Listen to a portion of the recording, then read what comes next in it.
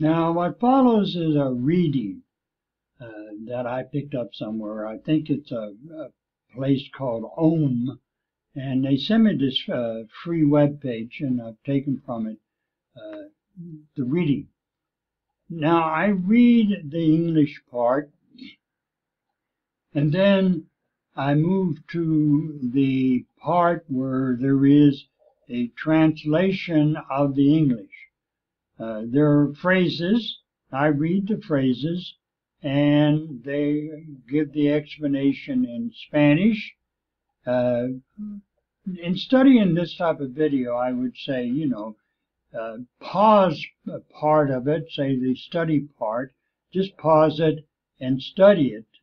And I pronounce the words so they are pronounced in English, and you read the Spanish part. In the English part where I'm reading the text, there I would say also a pause and try to go over the reading and imitate me. In other words, try to say it in the same way that I say it.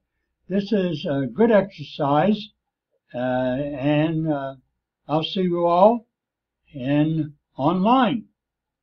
The Nigerian Girl. In today's world, there are photographs everywhere. Web pages on the internet, magazines full of fashion and film stars, newspapers full of photos of war and sport, places and people from other lands. They say a picture is worth 1,000 words, and maybe it is. But what is the picture telling us? Sometimes we only see what we want to see. Here we have the English with the Spanish translation. Film, fashion and film stars. War and sports. From other lands. They say a picture is worth 1,000 words. Maybe it is. We only see what we want to see. Make a picture in your mind. A girl with thin cheeks and tired eyes. Her arms and legs are as thin as sticks. She is only skin and bone. Clouds of dust circle above her head as the food trucks drive away. Their wheels leave marks on the dry ground, and soon only the marks show that the food trucks came to the village and left. Make a picture in your mind. Thin cheeks, tired eyes, as thin as sticks, skin and bone, clouds of dust, circle above, food trucks, drive away, wheels leave marks on the dry ground. The sun is at its hottest. The African sky is unending and cruel. Even the white men with cameras, busily taking photographs of the usual fighting over food, are now getting ready to leave. They pack away their cameras, jump into their cars, and drive quickly away to cool, modern hotels in the city miles away. They are photojournalists.